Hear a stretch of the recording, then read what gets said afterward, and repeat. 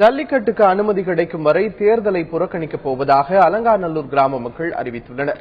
ஜல்லிக்கட்டு போட்டி நடத்த மத்திய மாநில அரசுகள் அனுமதி பெற்றுத் தராததை கண்டித்து அலங்காநல்லூரில் தொடர் உண்ணாவிரதம் நடைபெற்று வருகிறது.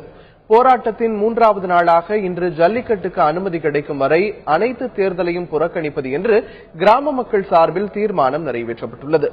தங்கள் பகுதியில் அதிகாரிகள் மற்றும் அரசியல் கட்சிகள் தேர்தல் தொடர்பான நடவடிக்கைகளில் ஈடுபடக்கூடாது என்றும் அதில் வலியுறுத்தப்பட்டுள்ளது.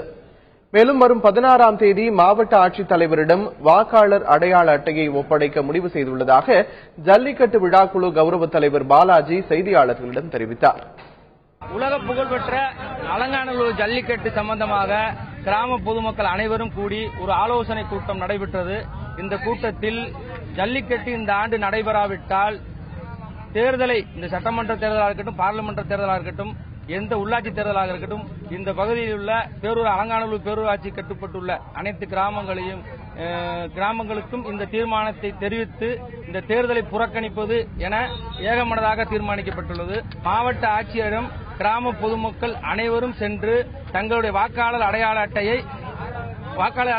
மாவட்ட ஆட்சியரிடம் வழங்குவது என தீர்மானிக்கப்பட்டுள்ளது.